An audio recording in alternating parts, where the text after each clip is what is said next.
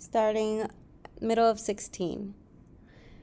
She slept in the bed with us, Frida on the outside, because she is brave. It never occurs to her that if in her sleep her hand hangs over the edge of the bed, something will crawl out from under it and bite her fingers off. I sleep near the wall because that thought has occurred to me. Piccola, therefore, had to sleep in the middle.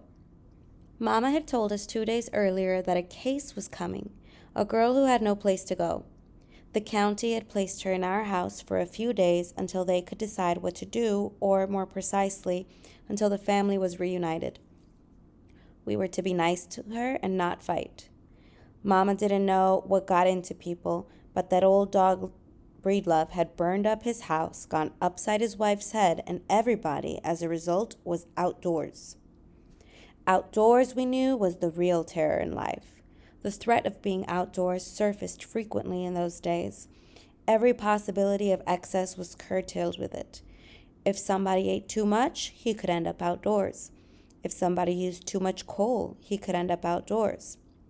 People could gamble themselves outdoors, drink themselves outdoors.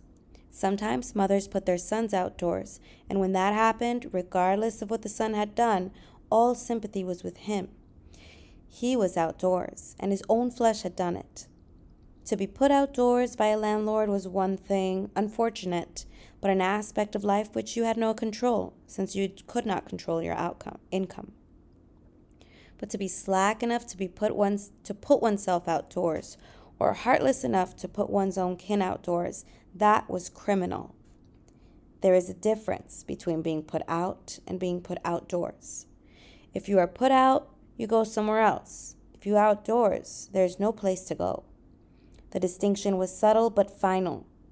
Outdoors was the end of something, an irrevocable physical fact, defining and complementing our metaphysical condition.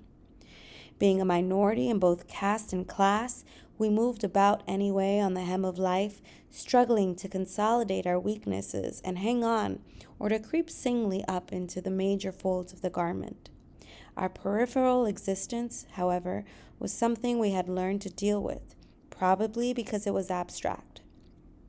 But the concreteness of being outdoors was another matter, like the difference between the concept of death and being, in fact, dead. Dead doesn't change, and outdoors is here to stay. Knowing that there was such a thing as outdoors bred in us a hunger for property, for ownership. The firm possession of a yard, a porch, a grape arbor. Propertied black people spent all their energies, all their love on their nests. Like frenzied, desperate birds, they overdecorated everything, fussed and fidgeted over their hard-won homes, canned, jellied, and preserved all summer to fill the cupboards and shelves. They painted, picked, and poked at every corner of their houses. And these houses loomed like hothouse sunflowers among the rows of weeds that were the rented houses.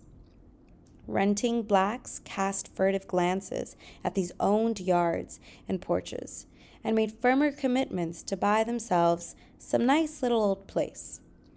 In the meantime, they saved and scratched and piled away what they could in the rented hovels, looking forward to the day of property. Charlie Breedlove, then, a renting black, having put his family outdoors, had catapulted himself beyond the reaches of human consideration. He had joined the animals, was indeed an old dog, a snake, a ratty N-word. Mrs. Breedlove was staying with the woman she worked for. The boy, Sammy, was with some other family, and Piccola was to stay with us. Charlie was in jail. She came with nothing. No little paper bag with the other dress, or a nightgown, or 2 pair of whitish cotton bloomers. She just appeared with a white woman and sat down. We had fun in those days, those few days Piccola's with us. Frida and I stopped fighting each other and concentrated on our guest, trying hard to keep her from feeling outdoors. When we discovered that she clearly did not want to dominate us, we liked her. She laughed when I clowned for her and smiled and accepted graceful food gifts my sister gave her. Would you like some graham crackers? I don't care. Frida brought her 4 graham crackers on a saucer and some milk in a blue and white Shirley Temple cup. She was a long time with the milk and gazed fondly at the silhouette of Shirley Temple's dimpled face. Frida and she had a lovely conversation about how cute Shirley Temple was. I couldn't join them in their adoration because I hated Shirley. Not because she was cute, but because she danced with Bojangles, who was my friend, my uncle, my daddy, and who ought to have been soft shoeing it and chuckling with me. Instead, he was enjoying, sharing, giving a lovely dance thing with one of those little white girls whose socks never slid down under her heels. So I said, I like Jane Withers. They gave me a puzzled look, decided I was incomprehensible, and continued their reminiscing about old squint-eyed Shirley. Younger than both Frida and Piccola, I had not yet arrived at the turning point in the development of my psyche which would allow me to love her. What I felt at the time was an unsullied hatred. But before I had felt a stranger, more frightening thing than hatred for all the Shirley Temples of the world. It had begun with the Christmas and the gift of dolls. The big, the special, the loving gift was always a big blue-eyed baby doll. From the clucking sounds of adults, I knew that the doll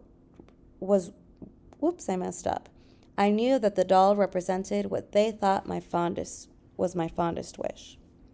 I was bemused with the thing itself, the way it looked. What was I supposed to do with it? Pretend I was its mother? I had no interest in babies or the concept of motherhood. I was only interested in humans my own age and size, and could not generate any enthusiasm at the prospect of being a mother. Motherhood was old age and other remote possibilities. I learned quickly, however, what I was expected to do with the doll. Rock it, fabricate storied situations around it, even sleep with it. Picture books were full of little girls sleeping with their dolls. Raggedy Ann dolls usually, but they were out of the question. I was physically revolted by and secretly frightened of those round moronic eyes, the pancake face, and orange worm's hair. The other dolls, which were supposed to bring me great pleasure, succeeded in doing quite the opposite. When I took it to bed, its hard and yielding limbs resisted my flesh. The tapered fingertips on those dimpled hands scratched. If in sleep I turned, the bone-cold head collided with my own. It was a most uncomfortable, patently aggressive sleeping companion. To hold it was no more rewarding. The starched gauze or lace on the cotton dress irritated any embrace. I had only one desire, to dismember it. To see of what it was made, to discover the dearness, to find the beauty, the desirability that had escaped me, but apparently only me. Adults, older girls, shops, magazines, newspapers, window signs, all the world had agreed that a blue-eyed, yellow-haired, pink-skinned doll was what every girl treasured. Here, they said, this is beautiful, and if you are on this day worthy, you may have it. I fingered the face, wondering at the single-stroke eyebrows, picked at the pearly teeth struck like two piano keys between red bowline lips, traced the turned-up nose, poked the glassy blue eyeballs, twisted the yellow hair. I could not love it, but I could examine it to see what it was that all the world said was lovable. Break off the tiny fingers, bend the flat feet, loosen the hair, twist the head around, and the thing that made one sound, a sound they said was the sweet and plaintive cry, "Mama," but which sounded to me like the bleat of a dying lamb, or more precisely, our icebox door opening on rusty hinges in July. Remove the cold and stupid eyeballs, it would bleat, "Ah." Take off the head, shake out the sawdust, crack the back against the brass bed rail, it would bleat still. The gauze back would split, and I could see the disc with 6 holes.